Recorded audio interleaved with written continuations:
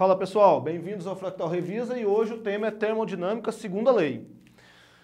Eu já falei em sala algumas vezes, mas é bom a gente sempre repetir que a segunda lei ela é um conceito teórico que é aplicado associado à primeira lei.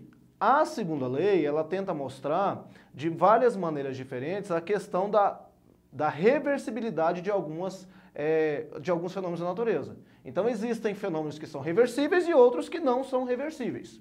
A segunda lei, então, ela vem para poder dar uma, vamos dizer assim, uma amparada na primeira lei com relação aos cálculos desse tipo de fenômeno que é reversível e que não é reversível. Bom, a gente falou em sala da questão dos enunciados propostos por Clausius e pelo enunciado proposto por Kelvin Planck. O primeiro enunciado está relacionado com a questão do calor, né? O calor flui espontaneamente do corpo mais quente para o corpo mais frio. Então, não existe a possibilidade do contrário acontecer de forma espontânea. E, com relação a Kelvin Planck, ele estabelece a questão da máquina térmica, né? Que não existe nenhuma máquina térmica capaz de converter toda a quantidade de calor recebida em trabalho realizado. Então, esses dois enunciados são muito importantes para a gente entender essa segunda lei de modo geral.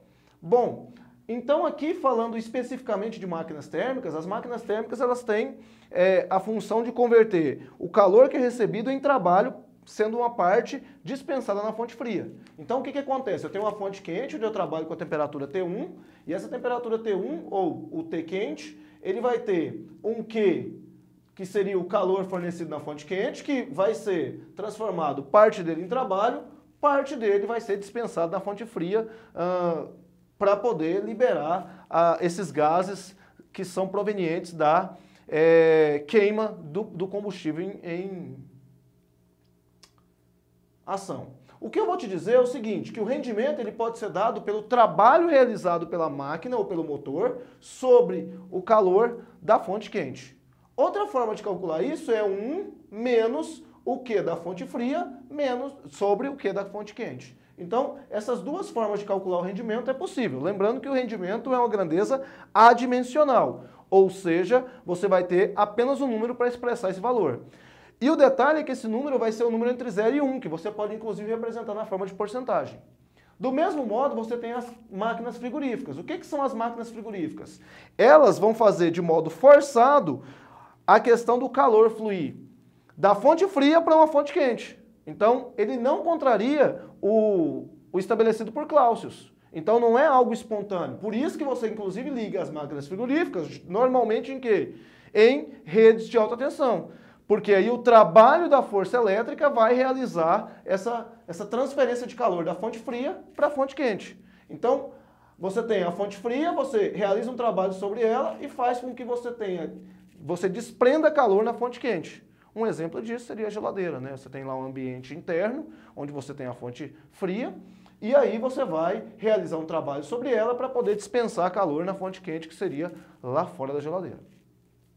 Bom, a eficiência disso é calculada com o Q da fonte fria dividido pelo trabalho. Então, dito isso aqui, aí a gente vai falar um pouquinho sobre a máquina que tem aí o melhor aproveitamento possível. A máquina térmica dita ciclo de Carnot. O ciclo de Carnot ele serve para poder embasar aquela situação onde você sabe que uma máquina térmica não tem o 100% de rendimento, mas você pode descobrir qual é o máximo rendimento que ela se propõe a fazer. Como que é feito isso? O ciclo de Carnot, num P por V, ele é representado assim, onde você tem duas isotermas, que seriam AB e CD, e duas adiabáticas, que seriam BC e DA. Lembrando que uma transformação adiabática é aquela que você não troca calor com o meio externo. E aqui justifica um pouco daquela questão do maior rendimento possível. Além disso, você trabalha com duas isotermas e nas isotermas você tem o Q1, que está sendo relacionado com a fonte quente, para uma temperatura T1. A gente lembra que quanto mais alta for a isoterma, maior é a temperatura atingida. E você tem na parte de CD, a fonte fria, que seria o Q2, que é o calor que está sendo desprendido na fonte fria, Q2, para uma temperatura T2. Lembrando que essa temperatura ela tem que ser dada em Kelvin. E aí eu posso fazer essa relação para o ciclo de Carnot, que o T2 sobre o T1, ou seja, a temperatura fria da fonte fria dividido pela temperatura da fonte quente tem que ser igual à quantidade de calor desprendida na fonte fria dividido pela quantidade de calor fornecida pela fonte quente. E aí eu posso pegar aquela equaçãozinha relacionada com o rendimento lá das máquinas térmicas de forma geral e dar uma melhorada nela em termos de temperatura. Então eu pego o rendimento e posso representar como 1 menos Q2 sobre Q1 ou rendimento igual a 1 menos T2 sobre T1. Vale ressaltar mais uma vez que a temperatura necessariamente precisa estar na escala Kelvin, tá bom? No mais, o que você precisa é dar uma olhadinha no que está escrito no seu caderno lá mais uma vez, porque lá tem alguns detalhes importantes sobre a questão dos motores e se atentar para essas equaçõezinhas que estão postas aqui no quadro, tá? Agora a gente vai para a lista obrigatória. Vamos dar um pulinho lá? Questão número 1. O esquema a seguir representa trocas de calor e a realização de trabalho em uma máquina térmica. Os valores de T1 e Q2 foram indicados, mas deverão ser calculados durante a solução dessa questão. Considerando os dados indicados no esquema, se essa máquina operasse segundo um ciclo de Carnot, qual a temperatura T1 da fonte quente em kelvins? Bom, pessoal, a máquina está posta aqui, só que no momento que eu estava fazendo o desenho, eu percebi uma situação aqui. Essa seta ela não pode estar apontando para cima, né? Essa seta ela tem que estar apontando para baixo. Então corrijam aí, no próprio enunciado de vocês, essa questão da quantidade de calor.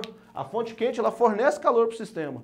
Então essa seta não poderia estar apontando para cima, e sim sempre apontando para baixo.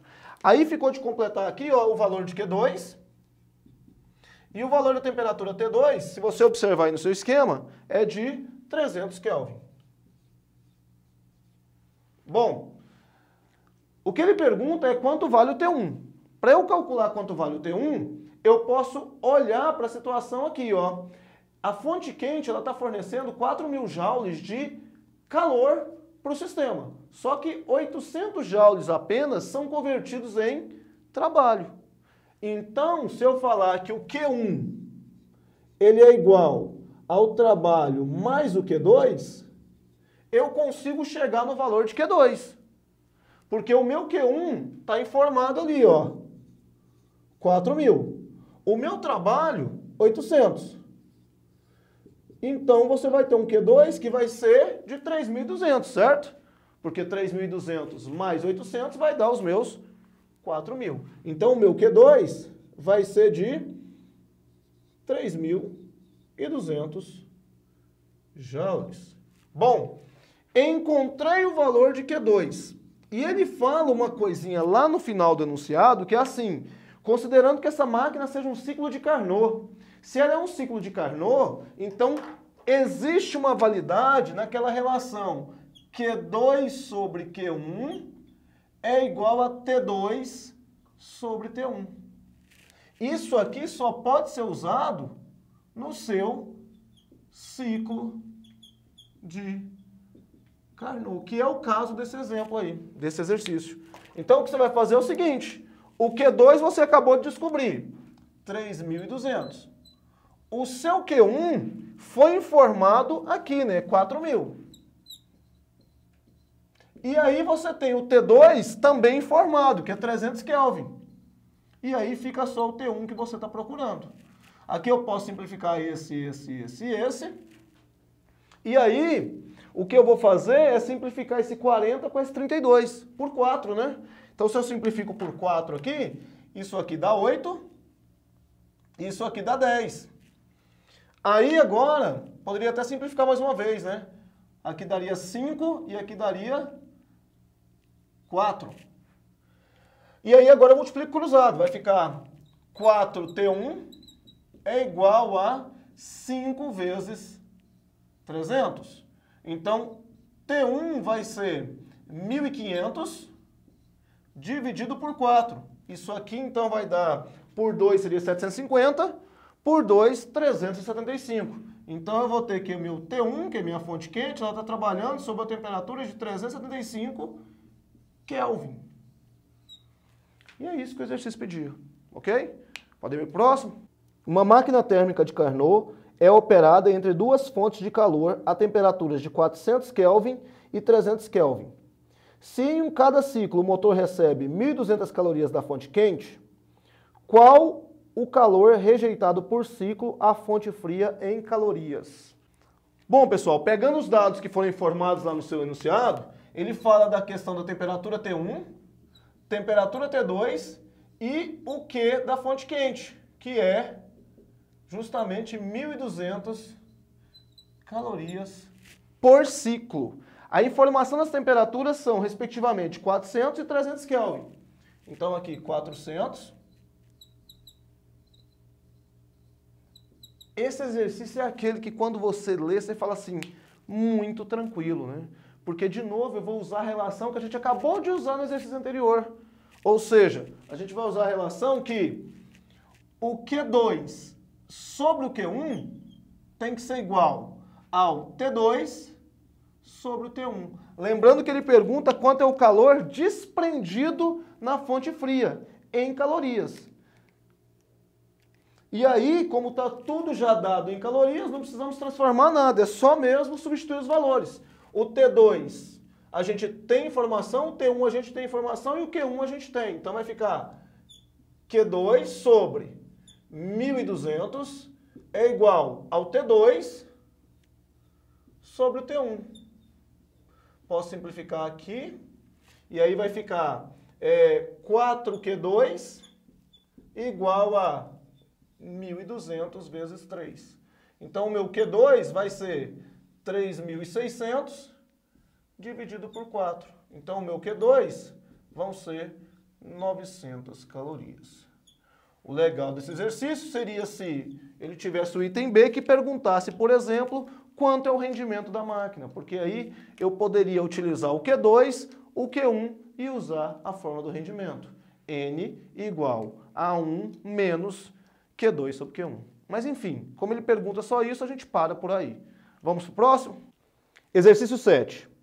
Um condicionador de ar funcionando no verão, durante certo intervalo de tempo, consome 1.600 calorias de energia elétrica, retira certa quantidade de energia do ambiente que está sendo climatizado e rejeita 2.400 calorias para o exterior. Determine a eficiência desse condicionador. Bom, então voltando para cá, o que vocês precisam notar aí é o seguinte, ele te mostra quantas calorias são retiradas da rede.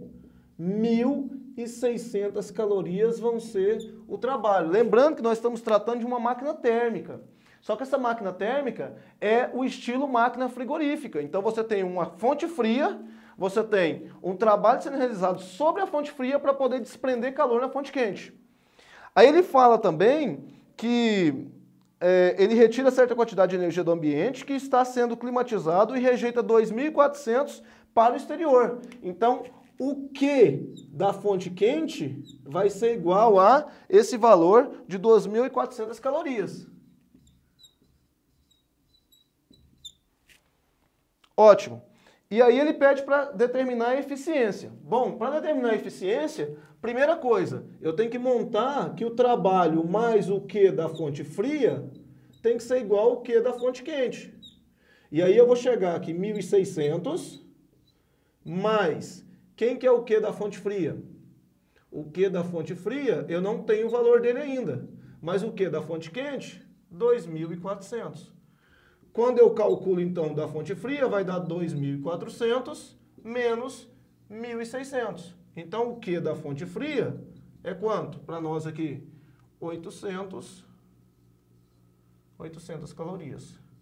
E aí, lembrando que eficiência, ela é o Q da fonte fria sobre o trabalho que eu realizo.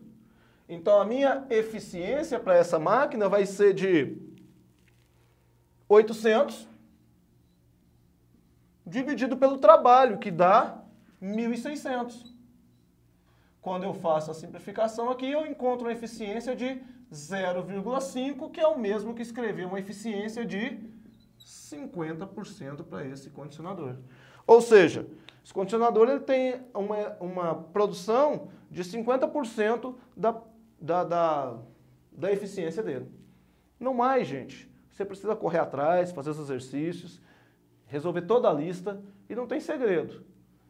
Se você tem o conteúdo da matéria aí, organizadinho no seu caderno, e tem essa lista pronta, você não vai ter problema nenhum na prova, tá?